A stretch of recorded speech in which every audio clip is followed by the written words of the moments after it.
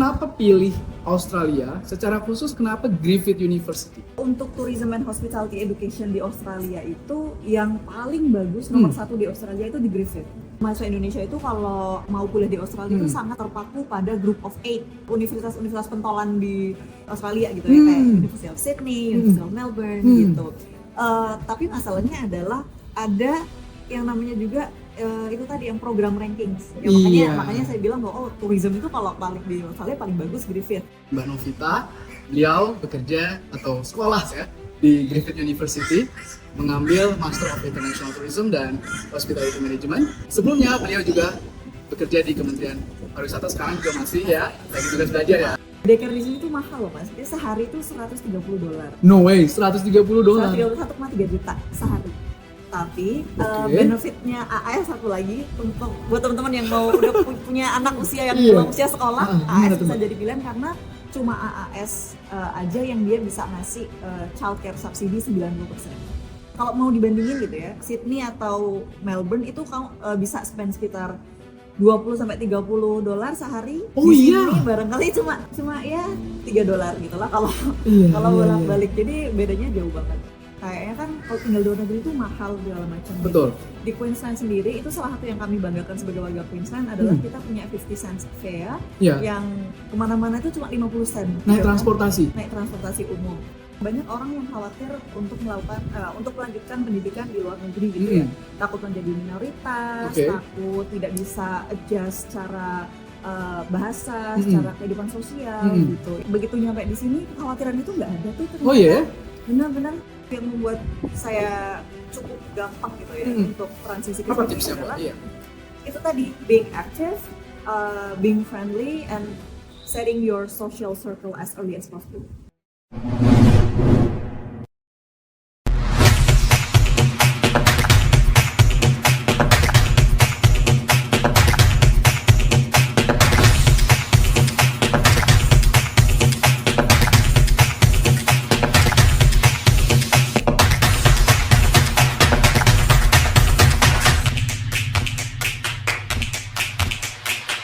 Hai Hivers, senang sekali bisa berjumpa dengan rekan-rekan di podcast Hak Intelligence bersama saya Romo Raido Sitorus.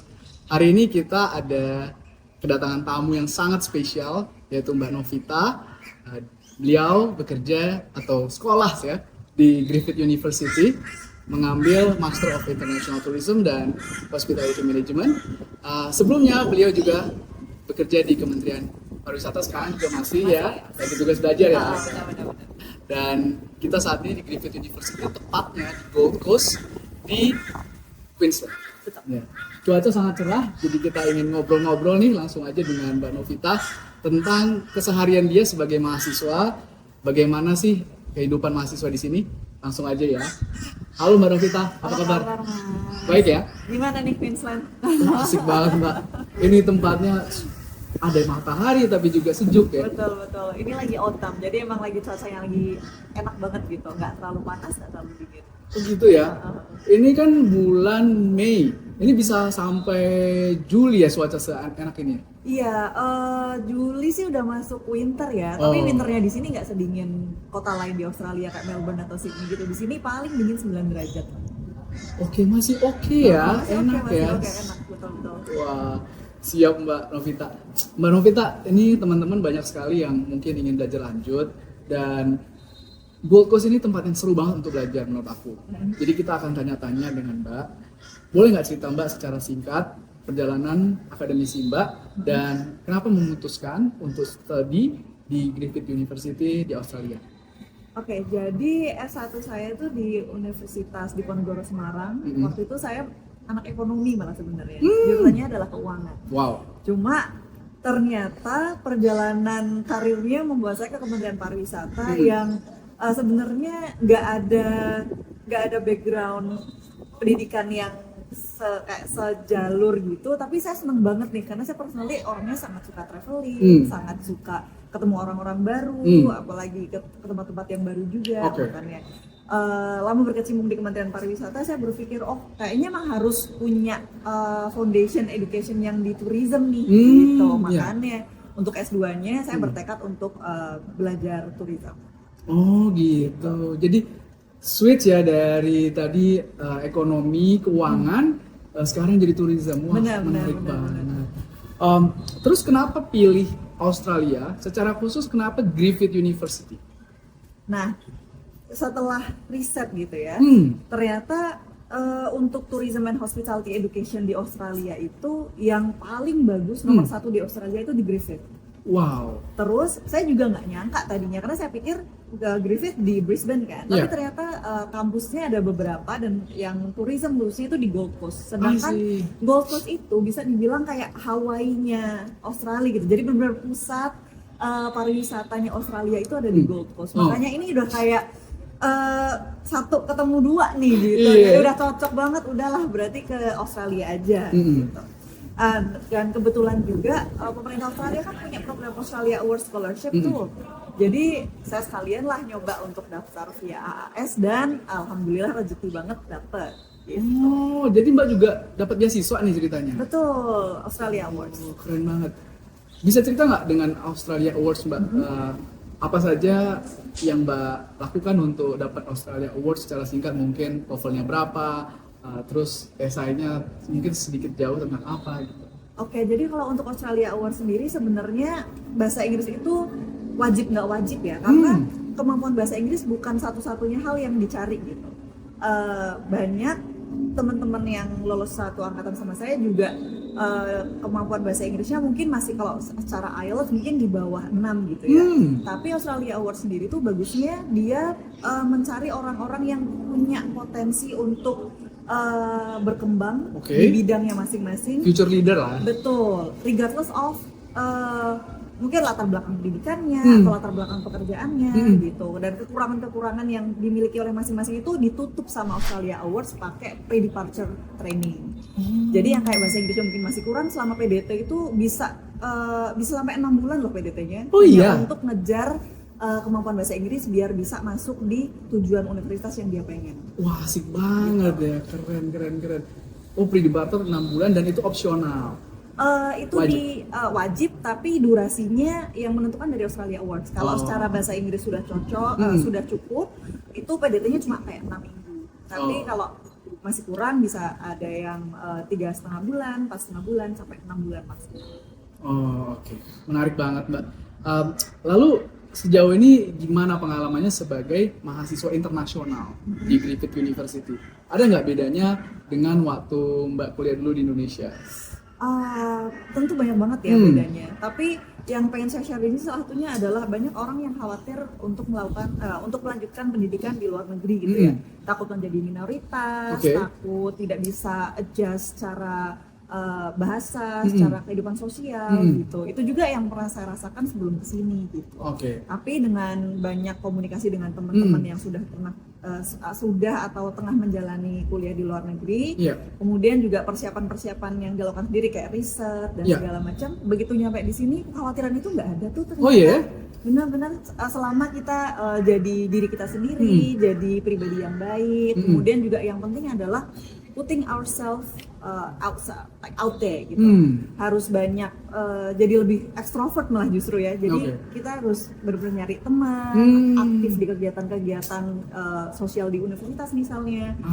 Pokoknya salah satu yang membuat saya cukup gampang gitu ya untuk transisi ke sini adalah itu tadi, being active, being friendly, and setting your social circle as early as possible. Itu penting banget. Jadi ketika kamu udah di awal udah dapat grup nih, udah dapat teman, udah dapat circle, itu kedepannya akan lebih gampang. Kamu punya teman ngobrol untuk ngomongin soal apa sih kuliah, soal beban studi, bahkan hal-hal lain yang kayak kamu merasa kesepian, kamu merasa sendiri, sedih dan segala macam. Dengan adanya temen di situ itu membantu banget sih.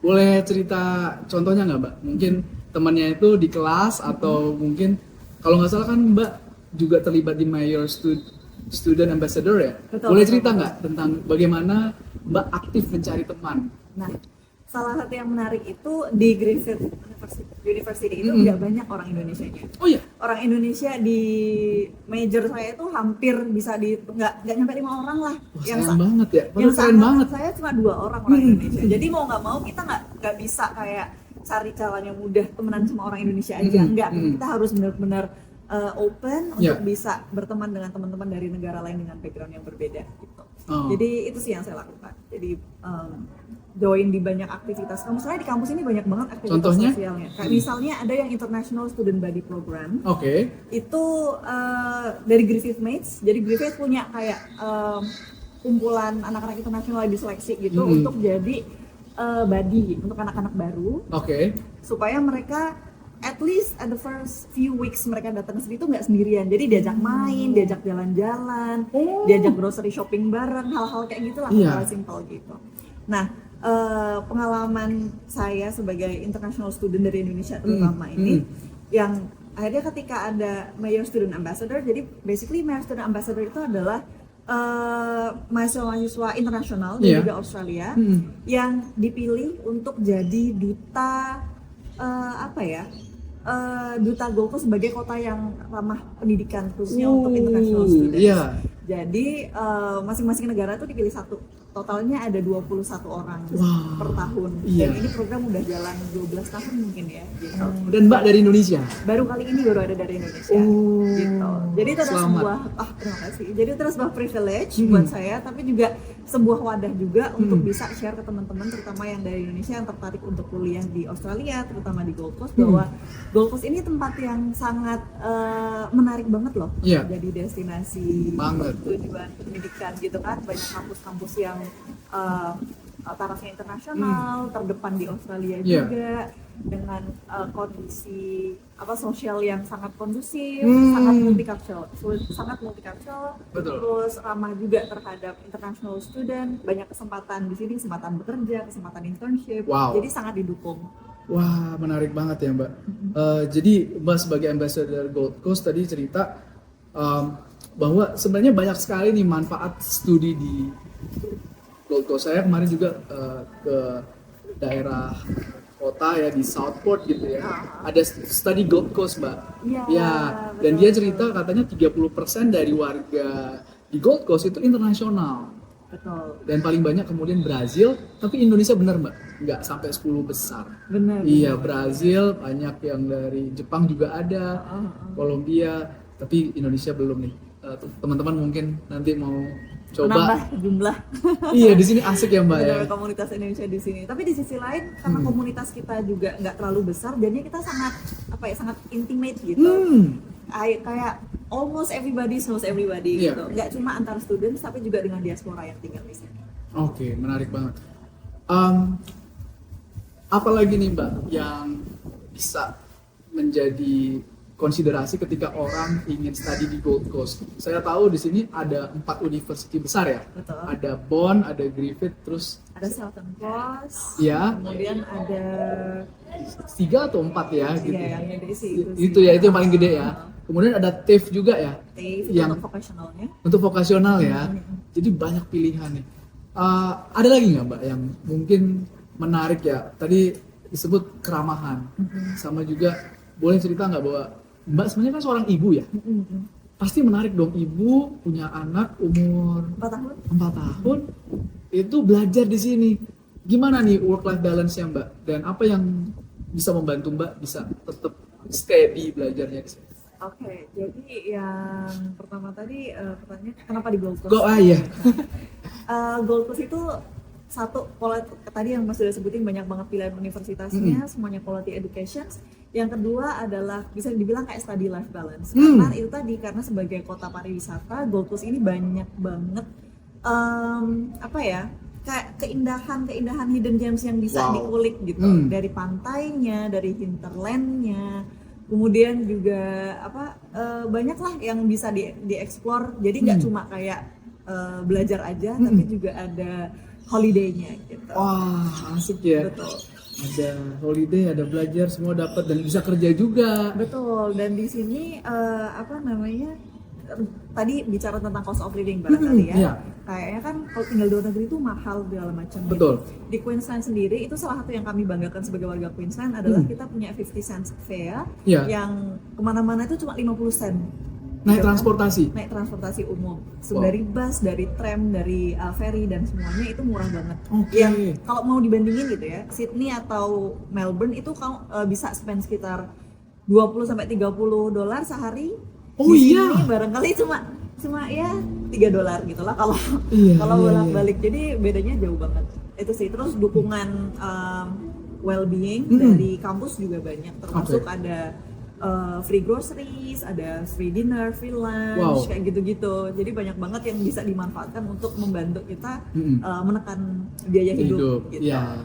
Kalau tadi cerita soal gimana balance antara jadi student, jadi ibu, bekerja dan segala macam, kuncinya kalau dari keluarga adalah support system gitu ya. Karena saya di sini dengan suami, jadi dengan suami kita bagi tugas gitu. Terus kalau dari sisi pendidikan anak, kan sekarang anak masih di daycare nih. Daycare di sini tuh mahal loh mas. Dia sehari itu $130. No way, $130. 1,3 juta sehari. Tapi benefitnya AAS satu lagi untuk buat teman-teman yang mau udah punya anak usia yang belum usia sekolah, AAS bisa jadi pilihan karena cuma AAS aja yang dia bisa ngasih childcare subsidi 90%.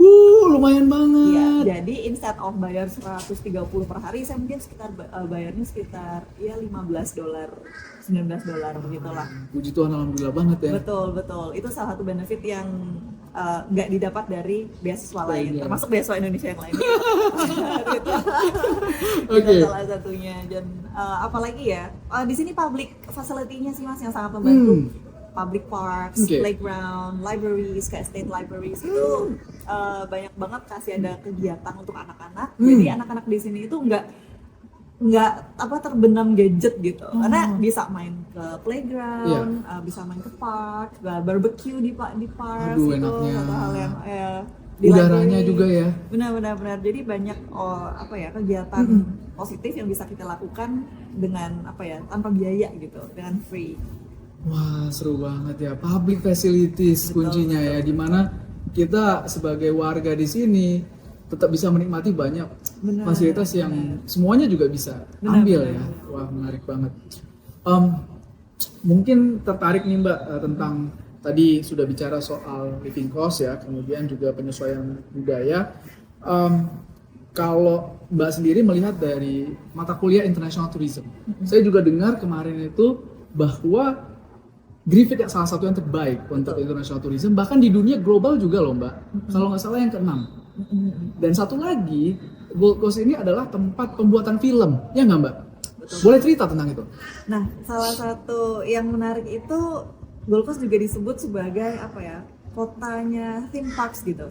Karena di satu kota ini itu ada 4 theme parks. No way. Iya, dan salah satunya adalah Movie World dari Warner Bros. Iya. Nah, jadi si Warner Bros itu selain di sini dia punya theme parks gitu untuk karakter-karakternya, mereka juga punya studio. Jadi banyak banget film-film yang dibuat di sini. Baik maksudnya di outdoor atau di studionya gitu. Dan hal yang menarik lainnya adalah kadang-kadang nih di antara komunitas itu sering banget ada tawaran untuk casting. Di antara komunitas ada casting? Betul. Jadi di komunitas Indonesia aja gitu misalnya. Kadang-kadang emang mereka butuh mungkin tokohnya adalah orang Asia gitu. Not necessarily orang Indonesia. Tapi kalau misalnya ada casting itu ada aja pasti tiba-tiba yang nyari dicari casting untuk misalnya perempuan usia sekian, laki-laki usia sekian gitu-gitu. Saya juga akhirnya punya teman-teman yang mereka banyak banget terlibat dalam produksi film sebagai figuran misalnya. Gitu ya? Ya, jadi salah satu kesempatan yang unik juga sih yang bisa didapat di sini. Mantep banget nih main film Hollywood di Australia. Saya dengar Mbak Pirates of Caribbean di sini. Iya. Aquaman juga di sini. Iya. Aquaman siapa namanya Bu? Jason Momoa. Jason Momoa itu dia sempat main ke ini nih ke Currumbin Wildlife Sanctuary. Yang nanti teman-teman mau datengin hari weekend ini. Iya.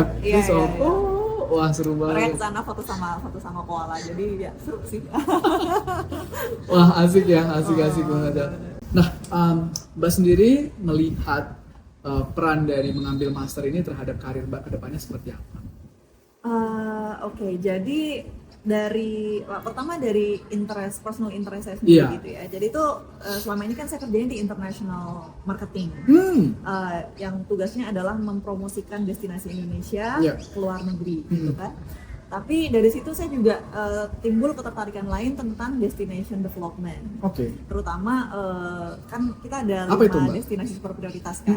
Ada Labuan Bajo, ada Borobudur, Iya. ada Lombok, ada Danau Toba ya? Danau Toba gitu-gitu kan. Sama ada satunya lagi Likupang. Likupang. Nah, tapi yang saat ini sedang jadi personal project saya, yang saya kerjakan untuk bahan disertasi juga adalah Labuan Bajo. Oh. Iya, jadi saya ada sebuah sebuah dorongan untuk bisa bantu bagaimana mengembangkan destinasi-destinasi yang baru mau naik inilah. I see. Tuh, itu salah satu personal interest. Yeah. Kemudian dari sisi pekerjaan juga saya melihat bahwa dengan belajar tourism secara formal gitu, nggak learning by doing seperti yang saya lakukan sebelumnya, itu ternyata jadi banyak banget ya hal-hal yang ilmu-ilmu yang bisa kita terapkan atau yang bisa kita pelajari dari Australia yang bisa kita terapkan di Indonesia. Contohnya Mbak? Misalnya adalah accessibility dan inclusivity. Wow. Jadi kalau misalnya Mas nih nanti jalan-jalan ngelihat di Australia itu hampir semuanya itu kayak wheelchair accessible. Jadi bahkan tempat-tempat yang kayak pantai, yang kayak jogging trekking gitu tuh semuanya dibuat agar semua orang dengan berbagai level of mobility itu bisa menikmati. Wow. Kalau sempat ke Burleigh Heads itu dia ada trekking, tapi dia juga ada kayak ocean view yang bisa dilewatin pakai wheelchair, Oh iya. pakai stroller gitu. Jadi sangat inklusif. Jadi caranya mereka mengembangkan atraksi wisata di sini adalah inklusivitas yang mungkin agak susah kita temui kalau di Indonesia itu ya. Berkaca ke Labuan Bajo misalnya, itu kan kalau kita mau naik ke live on boardnya si kapalnya betul itu kapalnya kan itu susah ya, nggak ada di portnya, nggak ada akses untuk run. Benar, belum ada ya. Yang kayak gitu-gitulah pokoknya. Hal-hal kecil kayak gitu itu sih yang pengen saya pelajari terus bisa diterapkan di Indonesia. Termasuk juga dalam regulasinya, bagaimana mereka berkolaborasi antara stakeholder gitu-gitu. Termasuk si Mayor Program Ambassador menurut saya juga itu adalah part of tourism marketing karena para ambassador ini diwajibkan untuk posting pengalaman mereka di sosial media gitu. Setiap berapa? Kalau saya setiap bulan ada target 2 post. 2 post? Terus juga ada official event yang harus saya ikutin. Misalnya kayak kemarin kita ke Currumbin Wildlife Sanctuary juga, Astralumina yang light show-nya gitu. Gitu-gitu, dan nanti masih ada banyak banget official events kayak misalnya Pacific Air Show di Gold Coast juga, ya itu international events. Mbak datang dan meliput gitu ya? Betul, jadi datang, experience, terus disuruh ceritain gitu lah. Itu kan part dari, kalau mungkin di Indonesia nggak tahu deh, pernah dengar nggak ya, ada yang namanya generasi pesona Indonesia sama generasi wonderful Indonesia. Kurang lebih idenya sama lah kayak gitu. Tapi gitu. ini dengan versi yang execution-nya lebih bagus gitu. Dan itu bisa kita pelajarin, bisa kita bawa pulang. Asik ya. Wah, banyak banget yang bisa pelajari ya. Benar.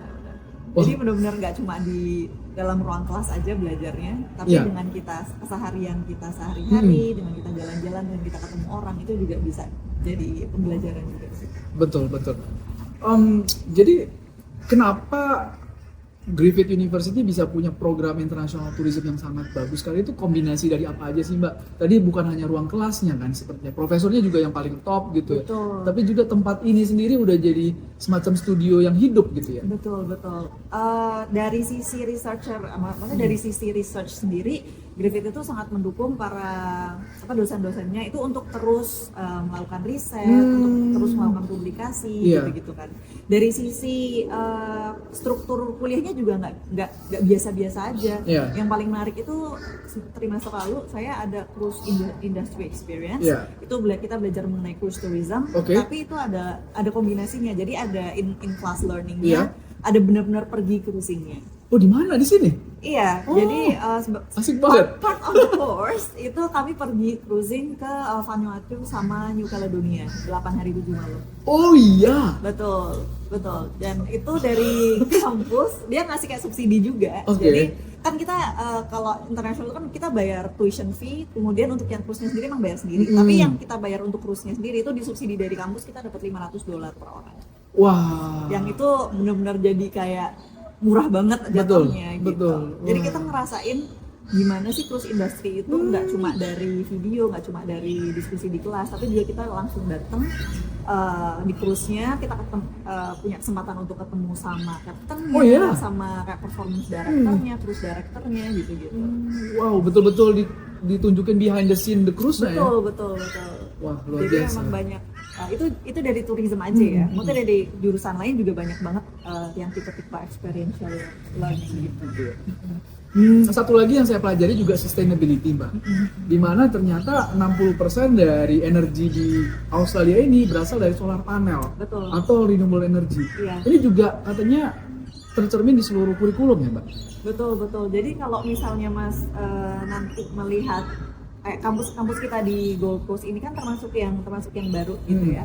Tapi pun jadinya teknologi yang kita terapkan di sini juga sangat sustainability minded banget.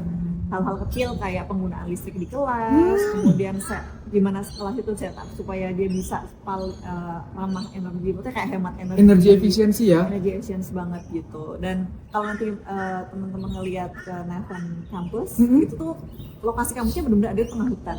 Oh iya. Ya, kita jadi Griffith itu ada di Tuhay Forest, itu salah satu habitatnya koala. Itu gimana caranya mereka bisa bikin kampus yang bersandingan dengan harmonis gitu dengan alam. Jadi benar-benar sangat as less intrusive as possible gitu. Supaya tidak mengganggu habitat aslinya koala yang di sana. Wah, menarik banget. Kemarin saya ke TAFE di Queensland.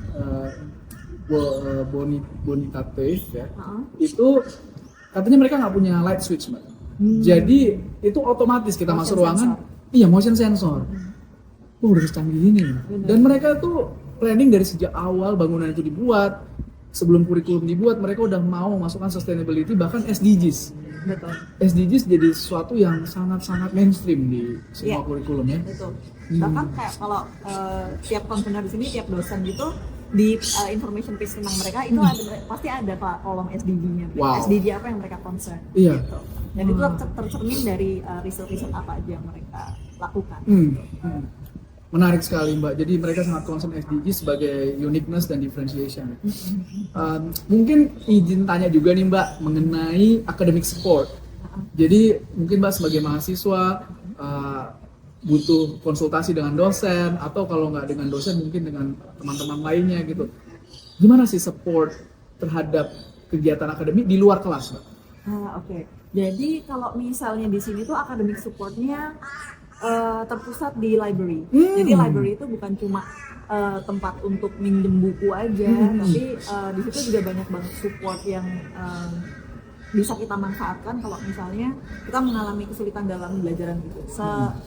Sesimpel kayak proofreading. Kemudian ada soal workshop soal referencing. Gratis tuh? Gratis, semuanya gratis.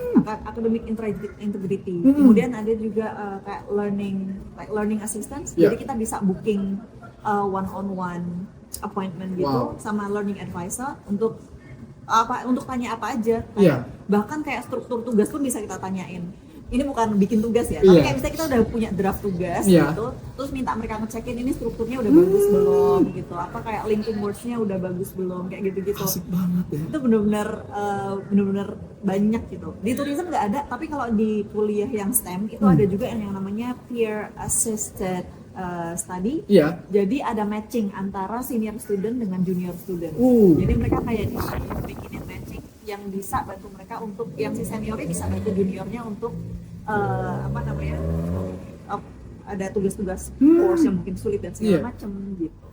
Jadi benar-benar dipikirin banget ya, kayak Griffith Mate tadi ada, kemudian senior junior ya. Senior body program. Mentoring juga banyak. Wah, seru banget ya. Kalau untuk Mbak sendiri ini apa sih tips-tips buat anak-anak Indo atau teman-teman yang ingin study di Griffith University?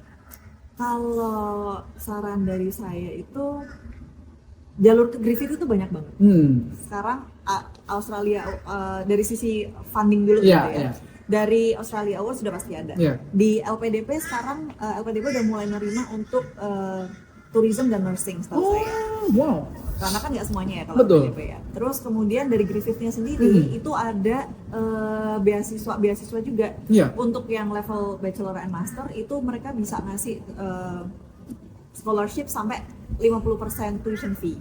Good itu deal. Itu dari kampusnya sendiri. Kemudian untuk dari PhD juga banyak banget beasiswa untuk mahasiswa PhD yang dari Griffith-nya sendiri. Jadi dari sisi funding itu banyak banget opsi yang bisa jalur yang bisa ditempuh. Gitu.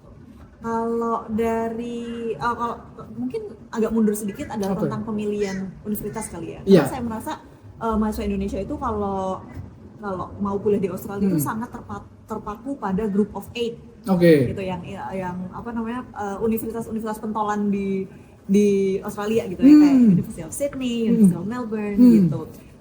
Tapi masalahnya adalah ada yang namanya juga itu tadi yang program rankings. Ya, makanya saya bilang bahwa tourism itu kalau paling di Australia paling bagus Griffith. Betul. Jadi untuk teman-teman yang tertarik untuk belajar apapun, coba dilihat program rankingnya, bukan university ranking aja. Betul, itu sih. Jadi biar kayak melebarkan wawasan juga, nggak terpaku cuma group of 8 aja gitu. Karena ternyata banyak universitas-universitas di luar group of 8 yang ternyata program rankingnya itu justru lebih tinggi. I see, menarik banget. Melanjutkan itu Mbak, kan banyak nih yang bilang tentang kabur aja dulu. Mungkin mereka punya duit, pengen ambil studi di Griffith, tapi mungkin duitnya hanya cukup 50% dari tuition misalkan. Terus untuk living cost, mungkin mereka berharap bisa kerja. Kesempatan untuk kerja sambil kuliah seminggu ada nggak Mbak?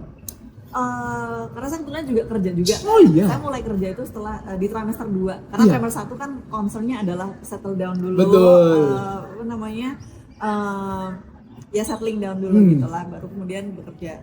Sebenarnya kalau waktu kerja itu ada-ada aja sih. Ada aja, tergantung gimana kita disiplin mengatur waktu gitu. Karena kalau saya kuliah master gitu ya, itu benar-benar belajarnya nggak cuma di dalam kelas aja. Betul. Karena kita ada requirement yang ternyata tadinya kita pikir nggak mungkin sebanyak, tapi ternyata butuh kita kayak 10 jam per minggu untuk satu course gitu. Wow. Kalau misalnya itu 4 course berarti 40 jam seminggu. Betul. Nah dari 40 jam seminggu itu tentu kan ada waktu untuk untuk diri sendiri, istirahat dan segala macam, hobi dan segala macam, baru sisanya itu dipakai untuk bekerja. Betul. Nah itu kalau dari sisi kesempatan banyak, apalagi di Gold Coast, karena Gold Coast kan itu tadi ya kota wisata. Jadi banyak banget retail, tourism, hospitality sector yang membuka kesempatan untuk bekerja. Dan di sini kan satu lagi mungkin adalah bekerja dengan legal gitu ya. Iya, berapa jam ada range-nya ya Mbak? Kalau untuk international students itu 48 hours fortnightly, jadi 24 jam seminggu lah rata-rata. Lumayan. Betul. Dan 24 jam seminggu itu kan di sini ada yang namanya casual, ada yang part time, ada yang full time. Kalau full time jelas nggak boleh kan kita student kan. Tapi kalau yang casual sama part time itu yang masih bisa kita lakuin. Dan rate-nya juga udah diatur segala macam. Jadi jangan mau teman-teman yang berniat untuk kerja, waktu kalian itu sangat berharga, jadi jangan mau waktu kalian itu dihargai murah. Dengan minimum cara yang ilegal gitu. Kalau minimum wage untuk casual itu dia di $30, kurang lebih $30 per jam. Wow. Iya. Untuk part time sedikit lebih rendah, dia 24 atau 25, tapi kan dengan benefit yang lebih yang berbeda gitu ya. Ada satu lagi sebenarnya cash enhance yang tidak disarankan, itu yang itu tadi yang ilegal, dia dibayar tapi nggak masuk ke rekening kita, jadi dibayar cash gitu. Makanya dia bisa lebih rendah banget, bisa sampai $15 per jam, tapi menurut saya sendiri itu nggak worth it ya. Nggak worth it karena waktu kita di situ sangat berharga gitu. Kalau nggak buat belajar, buat mengembangkan diri, buat bersosialisasi gitulah, masih banyak yang hal positif yang bisa dilakukan. Wah, terima kasih Mbak. Jadi tadi casual itu maksudnya sekali-sekali gitu ya? Casual itu dia tidak ada lepasan. Dia tidak ada kontrak jam yang rigid gitu. Kalau part time kan ada kayak 24 jam seminggu misalnya. Kalau casual bisa lebih bisa kurang. Tapi secara itu lebih fleksibel juga sih. Karena kan kita kadang-kadang minggu ini pengennya kerjanya sedikit aja karena assignment-nya lagi banyak. Oh iya ya, kan ada peak time. Kalau pas lagi libur, kalau liburan bisa full time sih bebas. Tapi ya itu tadi kita bisa fleksibel untuk ngatur dengan study gitu. Siap Mbak. Ini pertanyaan terakhir Mbak, karena Mbak juga mau jemput anak ya dari daycare ya. harapan kedepannya Mbak setelah menempuh pendidikan di Griffith ini seperti apa? Kalau dari sisi karir tentu harus kembali ke Indonesia. Oke. Nggak bisa ikut kabur aja dulu. Kalau saya hashtagnya adalah pergi untuk kembali. Asik, pergi untuk kembali. Ya. Tentu jadi saya harus menunaikan kayak kewajiban saya kembali ke Kementerian Pariwisata. Tentu menyalurkan apa yang saya pelajari di sini untuk kebaikan pariwisata Indonesia. Ya. Kemudian di rencana jangka panjangnya saya juga sebenarnya tertarik untuk di organisasi tourism internasional juga, jadi yang ada di ASEAN atau mungkin di UN Tourism gitu. Pokoknya intinya tidak membatasi diri lah. Hidup itu kan belajar. Jadi setelah selesai kuliah mungkin kembali ke kantor, tapi juga membuka kesempatan membuka pintu untuk kesempatan lainnya. Wah, luar biasa. Sukses terus Mbak untuk rencananya. Terima kasih. Pergi untuk kembali dan juga nanti bisa bergabung dengan organisasi membership internasional. Sukses terus. Terima kasih banyak. Terima kasih Mbak. Teman-teman Hivers, terima kasih telah mengikuti podcast ini. Banyak sekali pelajaran yang bisa kita dapatkan dari ngobrol dengan Mbak. Dan sampai jumpa lagi di podcast berikutnya. Bye-bye. Bye-bye.